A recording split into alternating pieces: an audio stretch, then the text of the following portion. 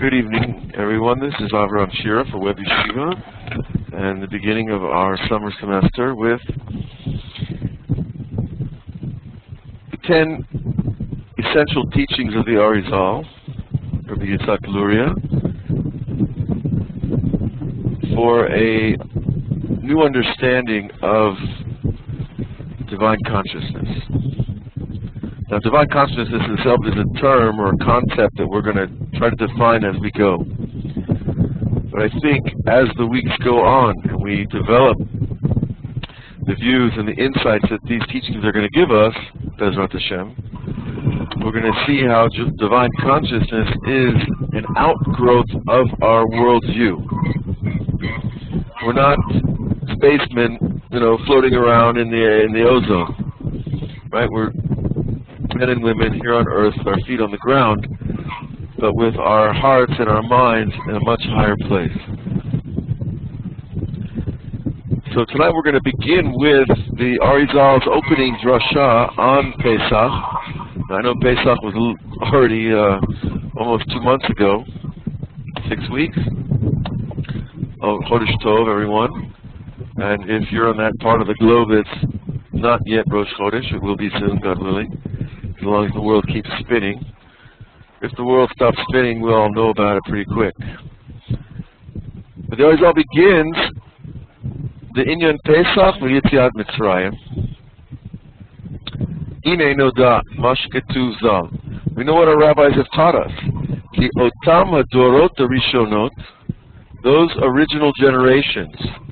And now he names them Dor Enosh, the Dor of Enosh, who was one of the original leaders of the human race in the beginning of the counting of the great tzaddikim of the early times after Adam. Dor Flaga, the generation of the dispersion, which of course refers to the generation of the Tower of Babel. Silku, they went up, they left, or they caused to leave, I should say. Silku et Shechina lamala perakia shvi'i mechamat avonam.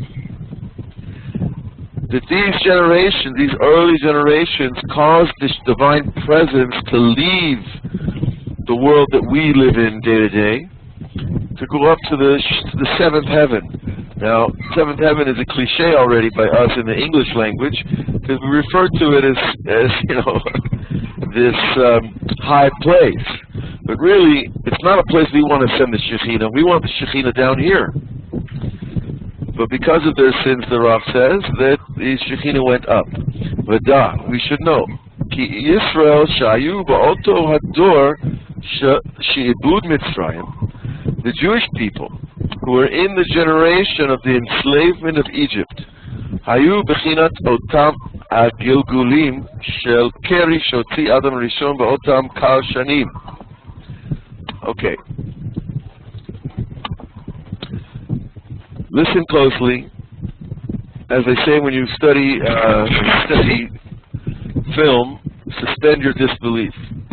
The Jewish people were from the generation of the enslavement of Egypt. They were an aspect of those reincarnations of the seed that emitted from Adam Rishon ba'otam kal shanim, from the 130 years that Adam was separated from Chava after the sin.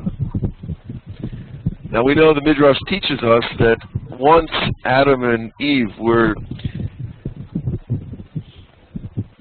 kicked out of the garden, they were separated from each other for 130 years. And during those 130 years, Adam, of course, was not able to contain his physical processes. And the Zohar teaches us, and the Tikkuni Zohar teaches us, that Adam emitted seed on his own.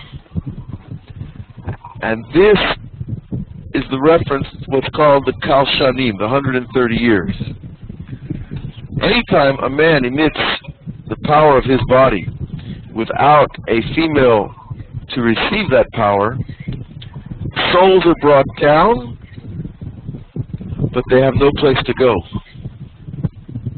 They're called wandering souls.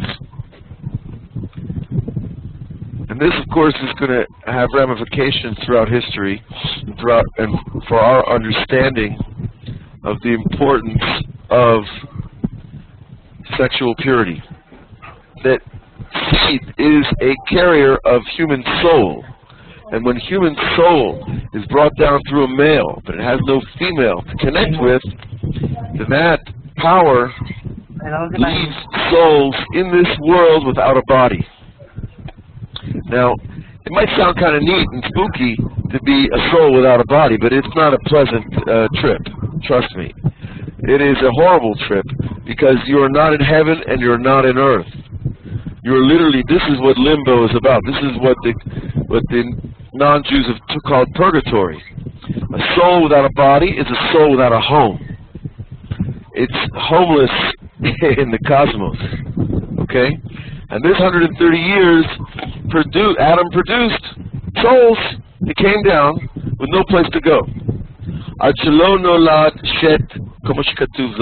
And until, of course, Adam was reunited with his wife, he did tshuva, and Shet, his third son, was born.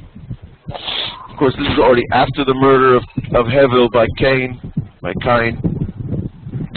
Shet was a tzaddik. We know that Shet was actually a Gilgul of Hevel, and we've learned that in a previous semester, but the point, of course, is that now that Adam is reunited with his wife, there's a proper place for his power to go. Now these souls that were brought down without bodies, they had to come back, because either you want to be in heaven or you want to be in earth, but you don't want to be in between. And that is the worst place to be.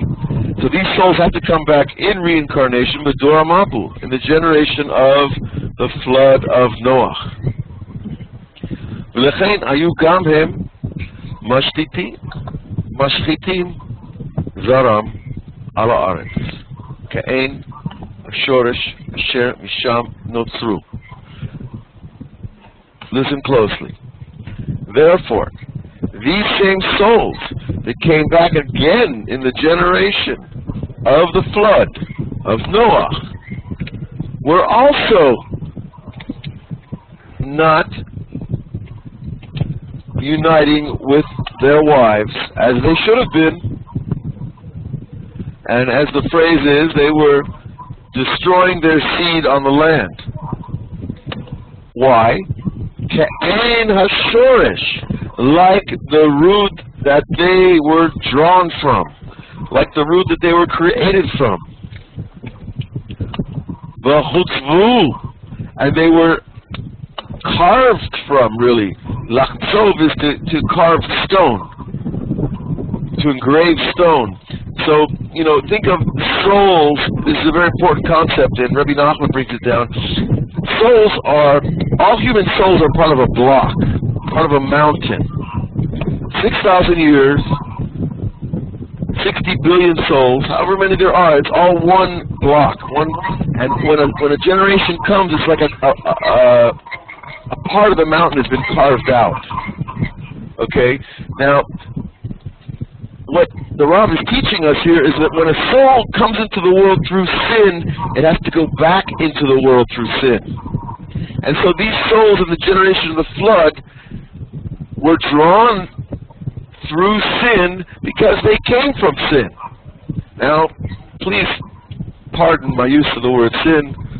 It's a little biblical, it's a little bit, old-time revival religion, but the point is that, we're using English and there's not too many words that we can replace, but the point is that these souls came from a broken place and they had to come again through a broken place, ad shenimuchu, until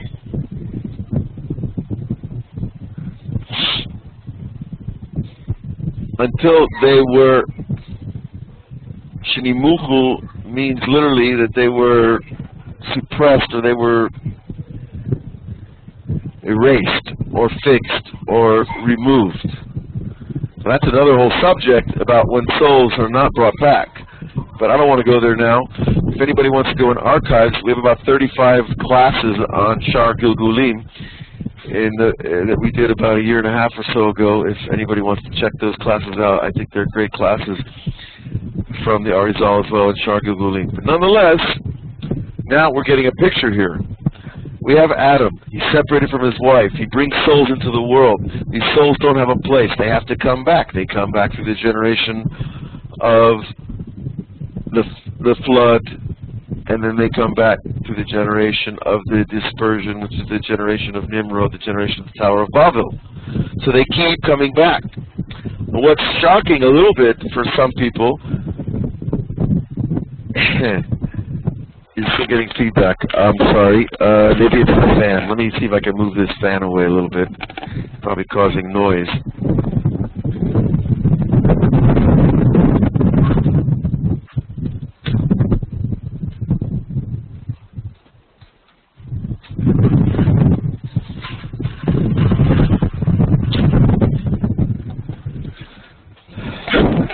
Is that a little better? On the feedback? Good. Okay. So, what's shocking, at least it was to me in the beginning, is that the Jewish people are drawn from this. So, I think it's a little bit of a leveling effect, you know?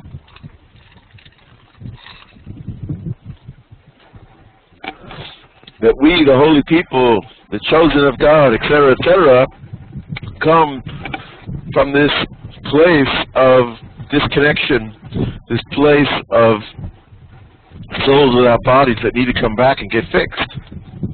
Okay?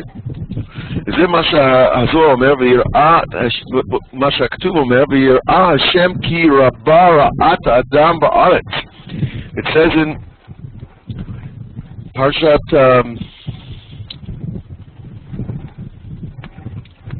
Bereshit that God saw that man did great evil on the land.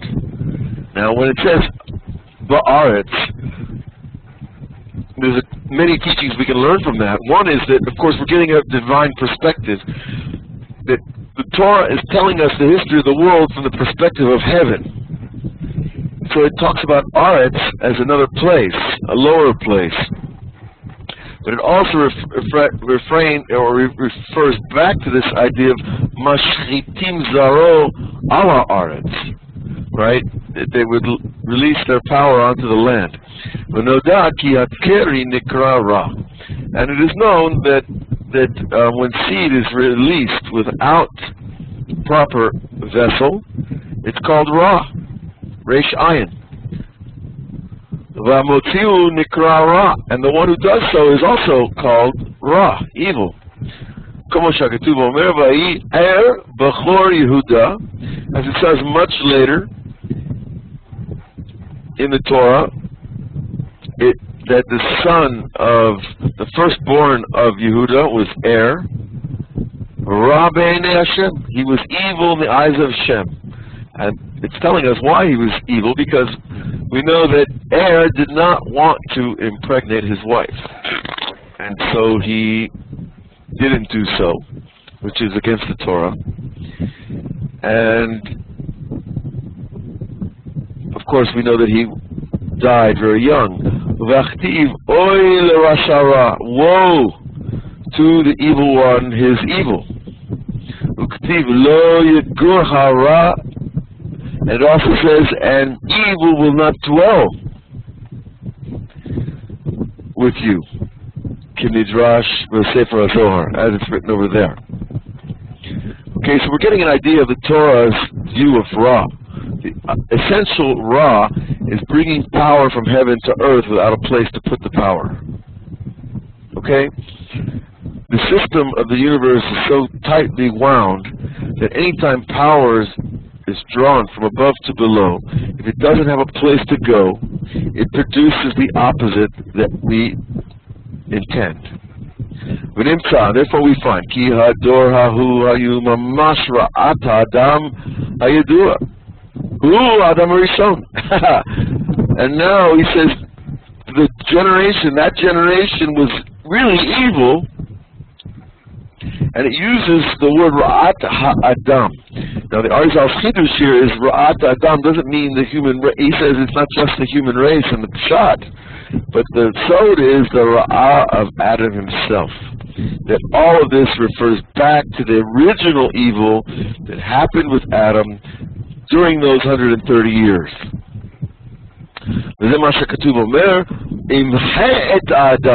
I will erase the man asher barati. I will erase the man that I created. Of course, God said this when he was speaking about the flood, but he's really talking about all these souls that came from Adam. Who? Adam Arishon. Atzmo, himself. Shenivra Aidei Hashem Yitbarach Atzmo. Because Adam was the only truly, completely, divinely created being, human I should say, because every other human being, of course, is created through a combination of human beings and God, but Adam was created solely from from God, excuse me. Now, so the term Adam refers to Adam the person, and Adam the collective soul that brought these souls into the world without a place to put them. Now, if anybody has any questions, please write. These sparks of Adam's soul, God wanted to erase them, to blot them out, as the Old English translations say. But afterwards they came back, and they were reincarnated again. They came back in the generation of Nimrod, the door of the dispersion of the 70 nations, the creation of the multiple languages, which of course is the generation that created the Tower of Babel. Now why did these people put so much effort in building this tower? Because they had a international trauma to deal with. They knew about the flood. They remembered the flood. They were all ancestors of Noah and his 3 sons. And what else did you talk about after the flood but the flood? And so generation after generation, they were worried about the flood, another flood coming. And so they built this tower that they held. It says, the Chumash says they built the tower to war with God. What is to war with God? To war with God doesn't mean I'm going to take a sword and stab God. To war with God means I'm not accepting your divine providence. I'm going to build a tower that puts me above the water. That was the purpose of the tower. To build a place that's so high that even if the flood comes again, I'll be above it. That's already called to war with God, to war with divine providence. And that was that generation. Elisa writes, Adam was a perfect soul. Does that include Hava as well? If not, how does she fit into this concept? Well, the problem was that Adam didn't have Hava for 130 years. Remember, Adam lived to be 930 years old. And so there was 130 years at the beginning of his life where he was not with her. And therefore, she was separated from him during this period. So really, she's more perfect than Adam, because she wasn't part of this Mashchetim Zaro Aretz. Okay. Now, so these souls came back in the generation of Nimrod, the generation of the flood, of the dispersion. Va'alehem Kativ, about them it's written, Vayared Hashem lerot et ha'ir. God came down to see the city. Ve'et hamigdal, and the tower. Asher banu b'nei Adam, that man built. God came down to see the tower that man built. This was not because God was in a good mood and wanted to see man's works. And what is the tower here now? What is the Chiddush here? Banu b'nei Adam, banui de Adam kadma'ah. It's the tower of the souls that Adam built.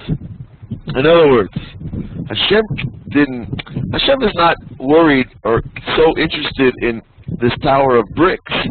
he's interested in these souls, in these human souls. And these souls were like a tower, building a tower because of their fear, because of their lack of faith, because of their lack of connection, because they thought that the world was run by nature. And if we got flooded once, well, we could get flooded again. As opposed to saying, wow, well, why was there a flood? Well, if we look at the Chumash tells us why there was a flood, because everybody was sinning. And God said, I can't have these people on my land. I'm going to erase them.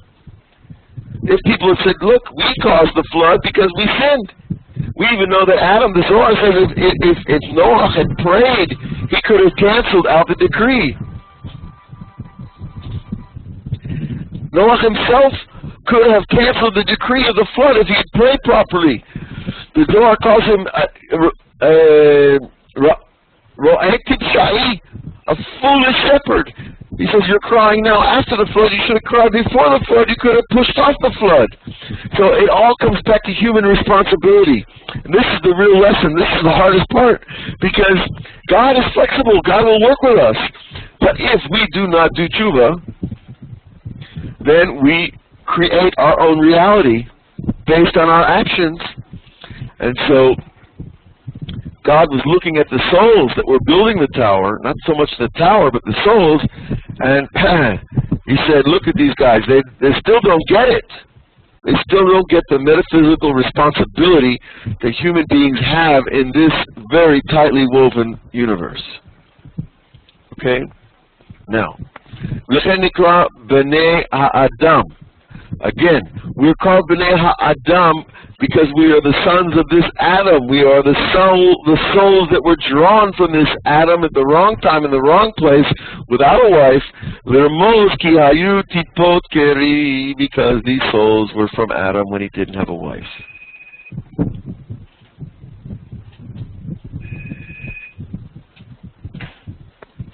Okay, now this might be new to some of you, it might not be new to some of you, but I think we can see where the Torah is heading on this, and we can see how it's so important for our generation.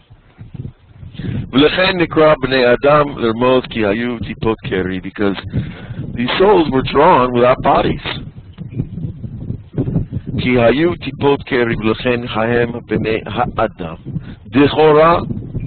And now the Zohar, the Arizal is going to take us to another step. These souls were masculine souls. Now this is not a feminist issue, please. Relax. This is not a feminist issue. It is an issue of the balance of powers. A soul is a male-female composite. A soul without a woman is a masculine or feminine, or a female soul without a man is a half soul. We are halves, literally. And it's without that masculine and feminine composite that there is not the balance. So all these souls were actually masculine souls without a feminine balance. Okay.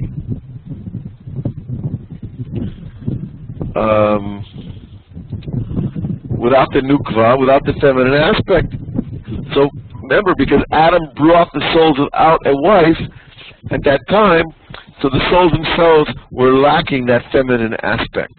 And the feminine aspect is always the receiving aspect, and that receiving aspect, of course, is the body itself. The body itself is a receiver of that power. Okay, Miriam, you asked, can we hear more about the metaphysical responsibility today? You know, that's a huge question, and I don't know where to go with it, because I need you to be more specific, really. Metaphysical responsibility, the Torah teaches everything that we do has repercussions. Now, Jason, your question is an interesting one. Did Adam have other wives besides Chava? That's a machloket in the Kabbalah. Some opinions say that Adam had another wife after Chava left him, or they were separated. And other opinions say that he didn't, that his wife was replaced by the wife of the Sitra Achara. That his new wife, after the sin, exactly, Stephen, That's a name that we don't say that name. But she, the wife of the Sitra Achara, was a replacement wife, just like when Shlomo Melech did business with the other side, he was swallowed up by the king of the demons, and the king of the demons was able to create a fake Shlomo. So in the same way, this wife of the Sitra Achara was able to create a fake Chava. But nonetheless, it does not alleviate the condition of souls being brought into the world without bodies. Absolutely, your question is well taken, Yaakov Shmuel. The Tikkun HaKlali, that's why that's why Breslovers are so strong about Tikkun HaKlali, because Rabbi Nachman was the tzaddik who revealed the Tikkun HaKlali, which is the tikkun of these sparks, these powers that are in this act. Okay. Now, see, you right, was there a concept of wife? I'm not sure what you mean by that. Do you mean a concept of marriage? Or simply this and when? What are we talking about? But for sure, from the beginning, there has never been a concept of male without female, female without male. Okay? Now, perhaps you have a specific intention behind that, but okay, let me know. Let's go forward. Okay, now. V'gam az, and now, at the time of the door of the Flaga, Gam osifu lachatot od limrod be'elyon. Then, even then, they continued to sin. They added on the sin to rebel against God. You know, there's a type of rebellion where a person just doesn't have strength to resist temptation. But that's not like a rebellion where I'm going to go to war with God. God, I don't like your world, I don't like the way you made your world, and I don't like to follow your rules. It's much different than the person says, God, I'm weak, I can't help myself. And that's really what's going on in the door of Flaga. That already, because of Nimrod, the people are not just sinning, they're trying to justify their sin. And that's called the merit, the rebellion. אבל לא היו באותו עוון הראשון של השחתת זרע כדור המבול. However, in the door of the Flaga, they were not at the same level of sin as those of the generation of the flood who were involved in this sin with Zerah. And we need to know, Ki inyan haneshamot, the subject of souls, hem ke'inyan hazahav anotzar b'beten ha'adama. Now this is an amazing metaphor, and you got to keep this metaphor deep inside. The souls are similar to the inyan of the creation of gold in the stomach of the land. Just like the earth, think of the earth as a human being, and the earth has a stomach, and inside, in the beten, in the stomach of the earth, gold is created. Okay, shemotzi inoto, humale pinuf. You know, anybody who's gone panhandling in California or North Carolina or whatever, you know, the gold is coming out with a lot of dirt, with a lot of rock, and that's called tinuf here. In other words, impurity. So just like gold is brought out of the earth with impurity, so souls are brought out of this level of Adam with impurity. The Sikim. And the Sikim are like extra, or from Lashon Sik, is excess. Too much stuff. You know, gold with dirt, you can't sell a gold ring with dirt on it, right? V'sigim davar asher lo yishuar, a thing that is not valuable, it's not estimated.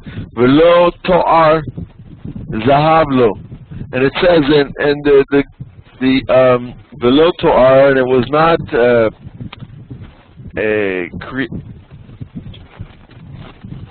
expressed or defined, or Torah is like, how do we say it in English?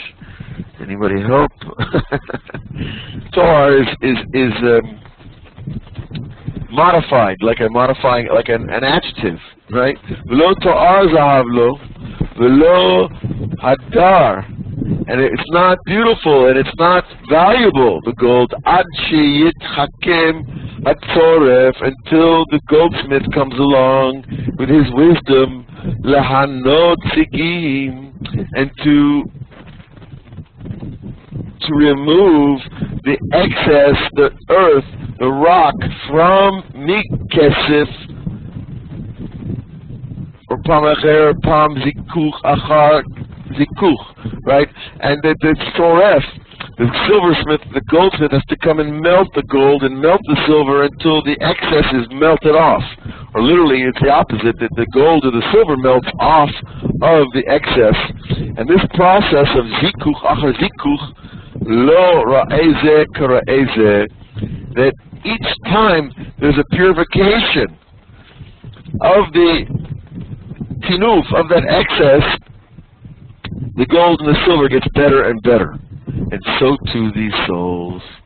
So too these souls that came from the original sin of Adam and the continuation of that sin through the generation of the flood and the generation of the dispersion.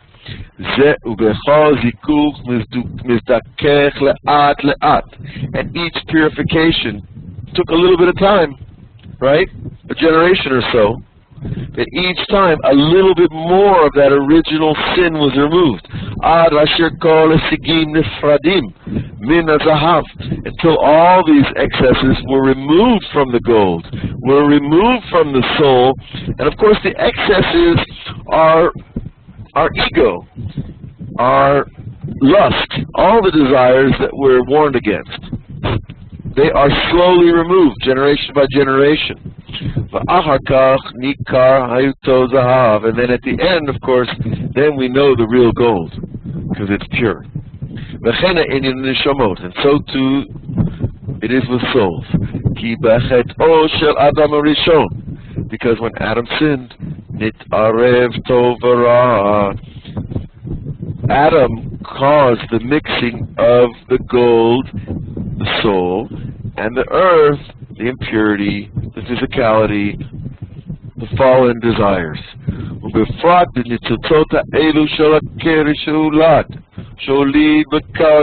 especially those sparks that he brought forth during those 130 years of separation from his wife. So you see now we're getting a basis of understanding to look at the history of humanity.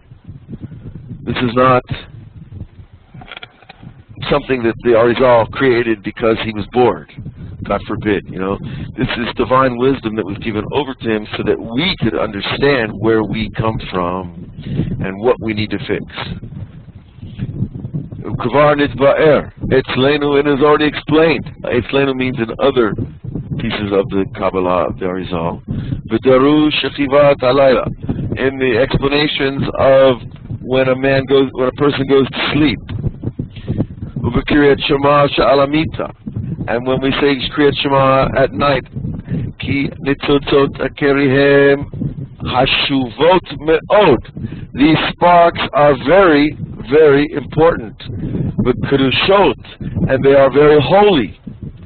And if you want to do something holy, you better make sure that you have a place to put that holiness, because holiness is like nitroglycerin. It can't bear any movement or it's going to explode. You can't. Holiness is so sensitive that it has to have a proper kli. That's the nature of it. And of course, because of the sin, Adam mixed the good and evil. He mixed those good holy sparks with the external forces. And they need clarification after clarification, just like the heat melts the gold off of the slag, or the silver is melted off the slag, to return the original purity to the substance that we're after, in this case, souls. letaknav, to fix them. Okay?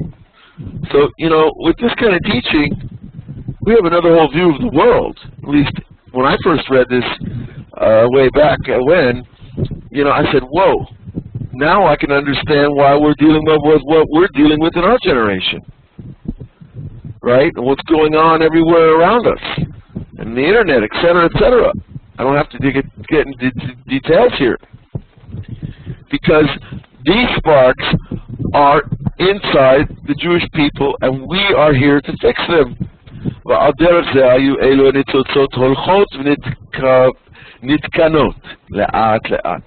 And on this way, these sparks went and were fixed slowly but surely. Until they started to really become fixed. To start to show the gold that was in them.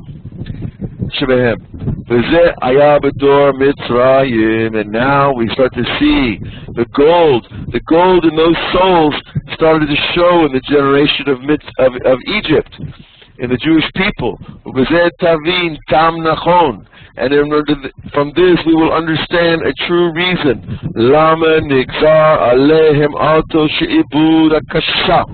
And now we can understand why the difficult decree of slavery was decreed upon the Jewish people, she'ein kamoto, because there was no slavery ever in the world like the slavery that Pharaoh enslaved the Jews. Ki keneged ma shechato b'dor hamabul, because it was keneged, it was mida keneged mida, for what the sin that was done in the generation of the flood, lashchit et haram, because they brought the power through their bodies into the world improperly, so now they got to come back and be enslaved and do it again.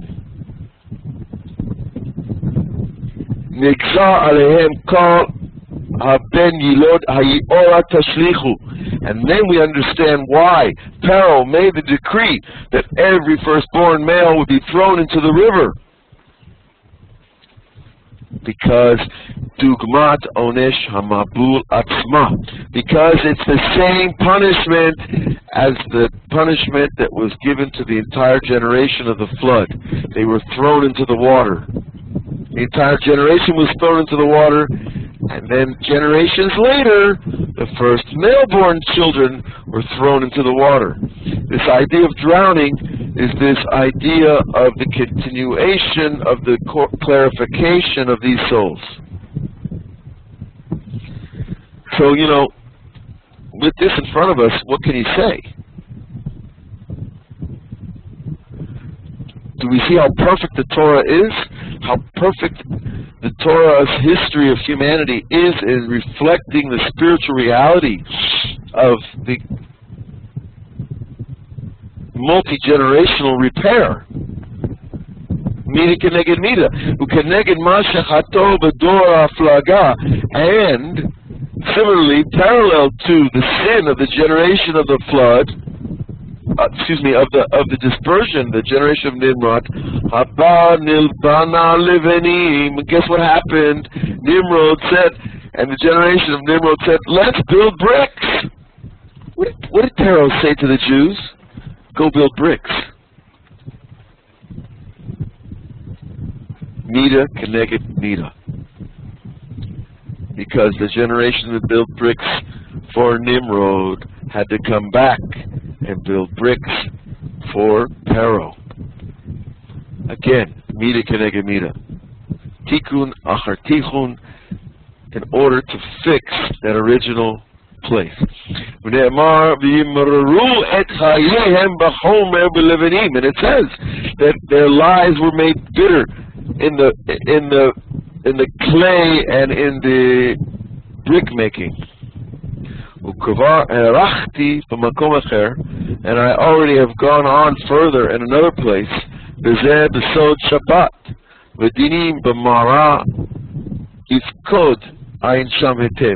And over there the Rav says that if we look over there in the secret of Shabbat and the laws of Shabbat,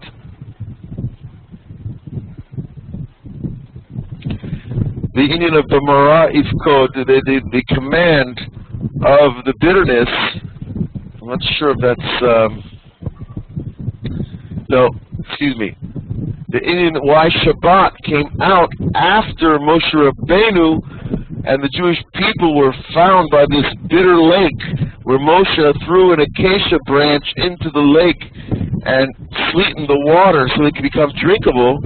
And right after that, the laws of Shabbat were given, that there's this sweetening that takes place. And Shabbat is the sweetening of the week, just like that acacia branch was the sweetening of those bitter waters.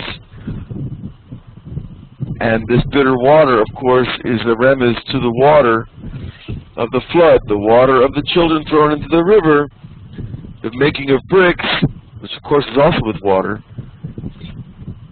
And he says, Ayin Sham Hetev, we could go there and spend another half hour, but we can't tonight. Okay. How's everybody doing?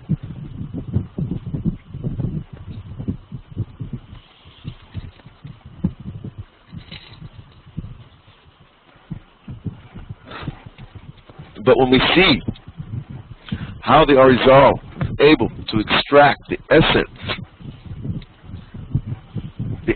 of the history of these souls, it's just awesome. It sews history into one fine web, you know, and we're part of that. We have no choice.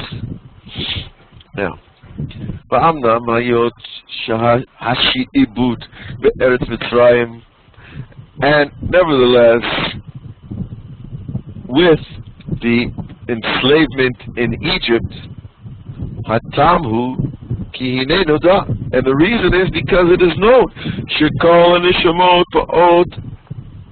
We know that all the souls come Mina Hasadim V'Hagavurot Asher B'Moach Hadat. כי שם תלוי סוד הזיווג, כמו שכתוב אומר, האדם ידע את חווה אשתו. So we know that all souls, how is a soul created? A soul is created in heaven, but when it's brought into the world by the union of a man and a woman, but it's not essentially a body process. It is a mind process. A soul is a concoction of the mind of the father and the mother.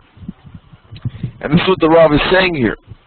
The secret of the unification of this Hasadim and the Gevurot, which are the powers of the right brain and the powers of the left brain, the powers of the Moach, of the mind, which are what we call Dot.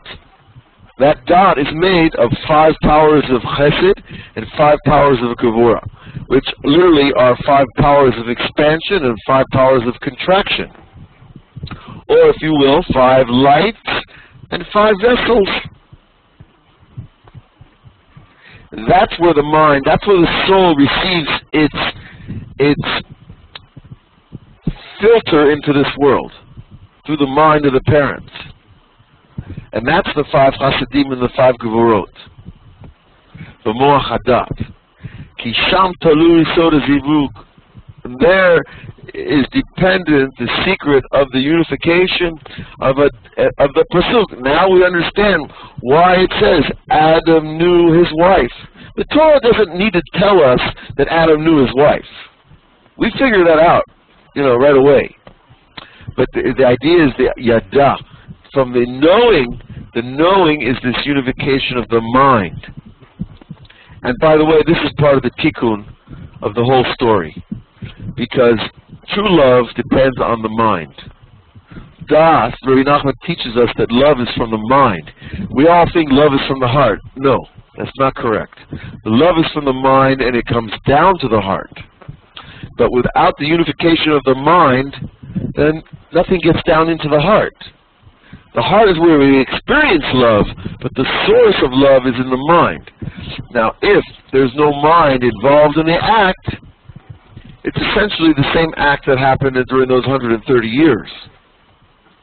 Not exactly, but it's on the same parallel that if there's no unification of the mind of the husband and the wife, then there is no complete plea created for that soul to come into the world through those parents. So, this is really big stuff It's huge, obviously, but it's especially important to anybody who's looking at getting married and having children. If we've already gotten married and we've already had children, Bezrat Hashem, we've been there. We learned, each person in their own way. But if a person has yet to get married and have children, then he needs to know this, because it certainly is going to change the way we look at this act and look at the importance of this act. And we can certainly see how this will have ramifications generationally throughout history, especially today. Okay. Now, but ish, and it says it goes on further, another pasuk, ish lo yada'ah. And in the Tanakh we see many places where there were women where no man knew them. There was not this unification of mind. And why nikra dat? It's called dat, knowledge or awareness. Lo'arot, to teach us ki misham nimshechet, because from there is drawn tipat azivug, the drop of the unification, and nikra belashon yedi'ah. So the spark of soul is called the drop of the unification of knowledge. That is where the real sexuality takes place.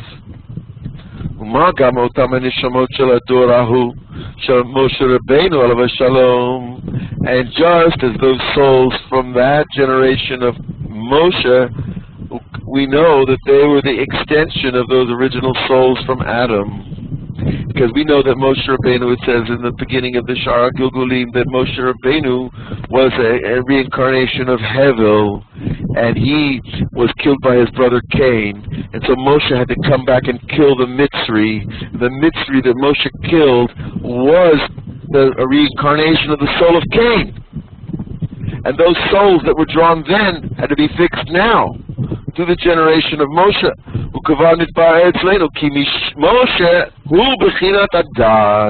And Moshe Rabbeinu achieved Das Hashem, true Das Hashem. Hashem spoke through Moshe without any interference. There was no static in Moshe to prevent the divine from flowing through him. And that's why he's called Dat, because he achieved that place of the unity of the right and the left, the unity of the expansion and the contraction, kindness and chesed, wisdom and understanding, etc. And therefore all that generation of Moshe is called Dat, Dor Hadea, right? It's a phrase we've all heard. Dor Hadea means that Adam gave birth to the souls that had to come back through Moshe and get repaired and get to where we're going to be next Tuesday night, Bezrat Hashem, to receive the Torah. We are part of that. Now, if there's anything you take out of this class, it would be my honor that you took that out of this class, that you are part of that you are not a separate spectator of history, you are part of history. This is essential to receive the Torah.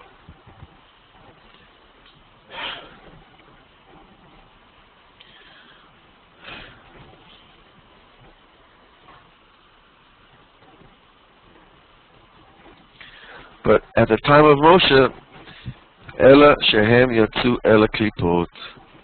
Unfortunately, even Moshe Rabbeinu couldn't fix it all, and these souls went out to the external forces.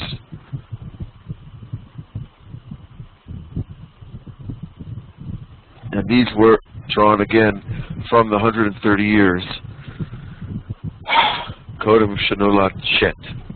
Before Shet was born. Once Shet was born, Adam's tshuva had been completed. Once Shet was born, Adam was restored to his wife, and Shet was considered tzaddik gamor. And so, but before, any soul that was not brought in perfection, not in completion. Aval Moshe haya b'china Shet atzmo kenoda, and we know that Moshe also had this aspect of Shet. as is known. V'lechein alav itmar, about him it is said, V'tereh oto ki tovu. When Moshe was born, they said, look at him, he is good. The whole house is filled with light. And by the way, we learned last week in the end of the last semester that when Rabbi Shimon Bar Yochai passed away, his house was filled with the same light. Whether it's a birth or a death, the Shekhinah dwells on that house of that tzaddik. And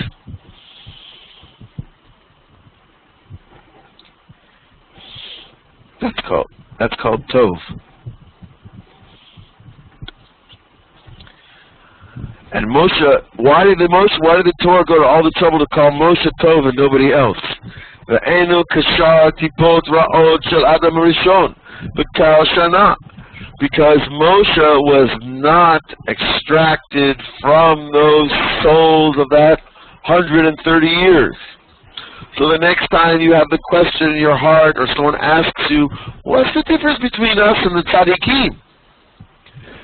The difference between us and the tzaddik, like Moshe Rabbeinu, is that Moshe was not extracted from the place of sin, whereas most souls are.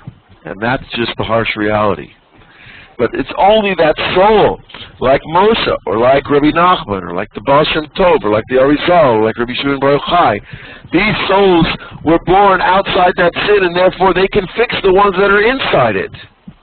And that's why, by the way, to touch on your question, Yaakov Shmuel, Rabbi Nachman brought the Tikkun HaKlali because he was from outside that place, and he was able to fix that place for us.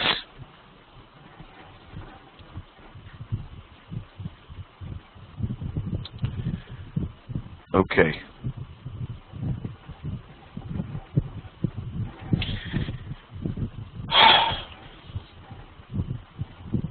Ki achar kulam nolad shet b'dimuto ketzelmo. Because after Shet was born, anybody was brought from the side of Shet was brought in his form, in his image. Aval ha'acharim ayu b'temut shedin v'ruchin v'lilin oy oy oy.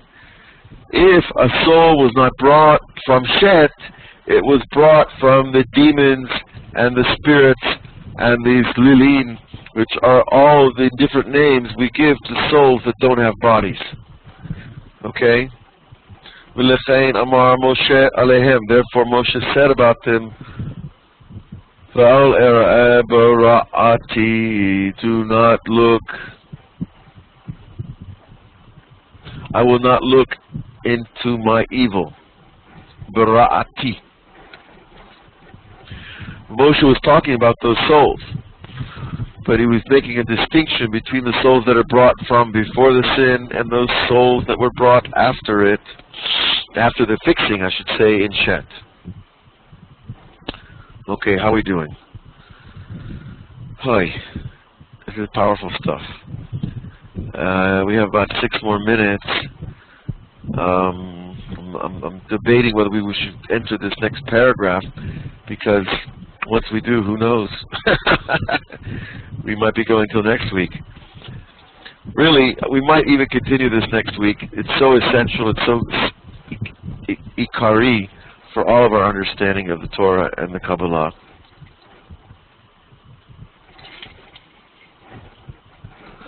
But I urge all of you, either go to the text, learn it again, go to the archives, listen to the Shira again, because each time you hear it, the click, it gets stronger.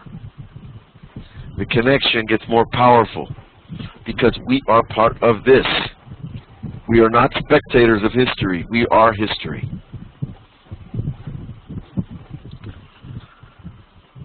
Okay, the Arizal writes, Kavar nitba'er. Well, actually, Rabbi Chaim Vital writes in the name of his Rav, Kavar nitba'er, we already explained, all of the souls of that generation of Moshe were from the aspect of Dat. of knowledge, of the unification of the two sides of the mind, the Gevorot and the Hasadim. Now some of these terms might be new to some of you, and that's okay. But just remember that your mind is not a singular entity, it's made of composite forms and structures and powers. And they need to unify. And when you have that unification experience, it's that's when the light hits you. Ki kisha chas v'shalom pogmim lamata be'ez midah. When somebody does a defect below in the physical realm, and any trait, v'hasfira elyona, or in any sfira above, hinehem gormim hakali, that causes the klipot yitachzu v'ikhu shefa min hamakor. This causes the external forces to attach themselves and to take life force from the source, hahu shenif gam, from the very place of the defect.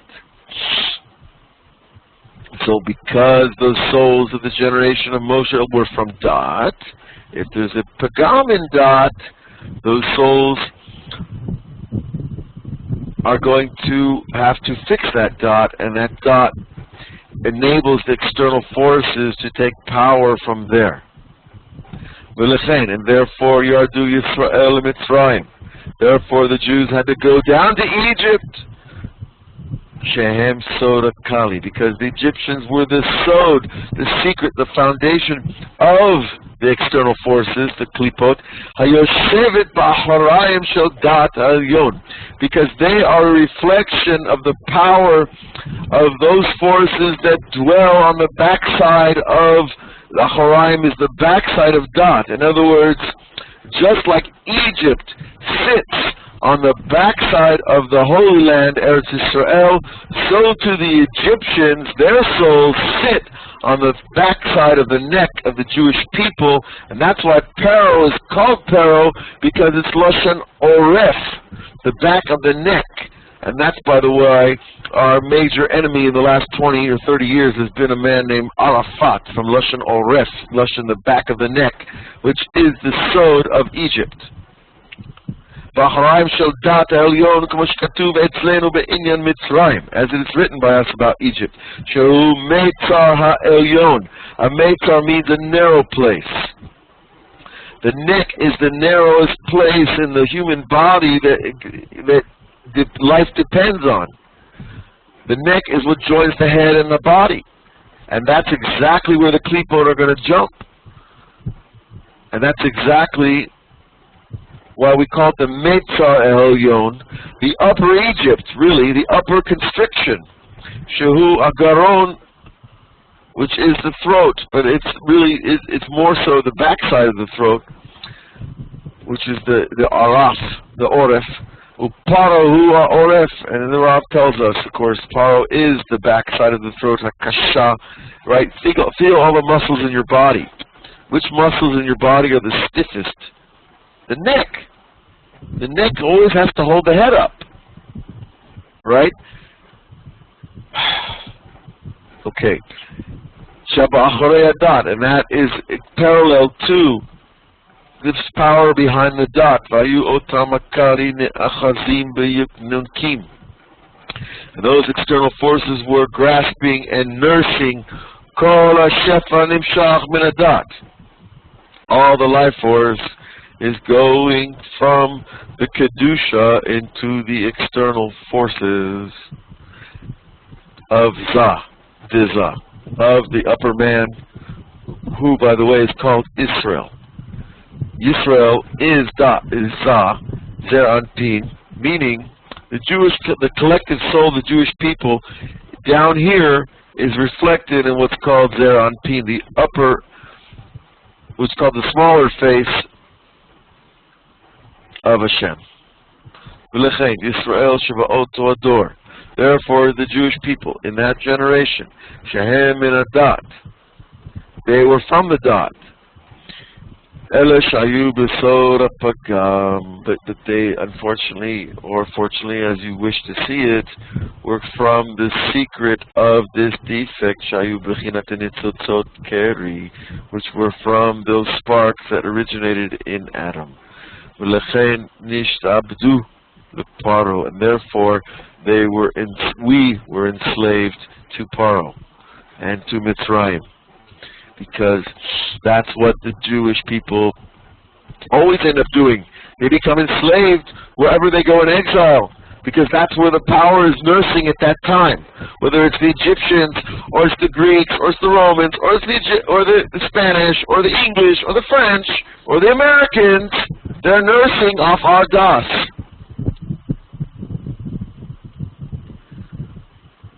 And I don't think I have to steer you too far. If you look at Jewish history, and if you look at what's going on in America today, you look at the unprecedented presence of Jewish souls in the runnings of all these national empires, it's because of this right here. Hi, how we doing? We're about down here, and we're at 10 o'clock, but I want to see how much more we... Right, we got a little bit more of this stuff, but it goes on, you know, and it gets more specific. I'm going to review what's coming next for next week to see where we go with this, but I think that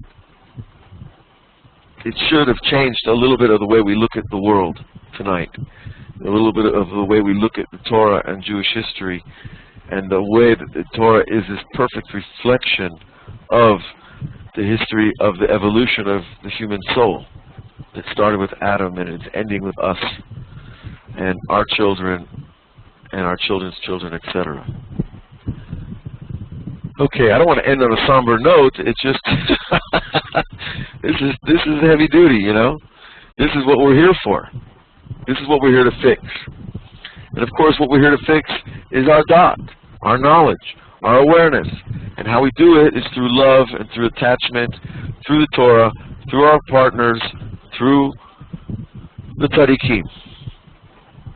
So I want to bless everybody to review this Torah, to go back and to find your place in this Torah, because all of us are coming out of this. We were there in the past and we're here now, and you know, if we don't fix it, we're going to have to come back. And I want to bless everyone with a holy Shabbos, a good Shabbos, a peaceful Shabbos, a Shabbos that we can receive this repair, because Shabbos is the repair. The light of Shabbos is the repair of all of this, because the bitterness of the 6 days of the work week get fixed by sitting down on Shabbos night and making Kiddush and blessing our children and eating the holy food, etc.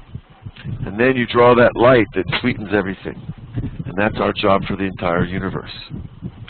So good Shabbat, and we will be in touch next week and continue our journey. God bless.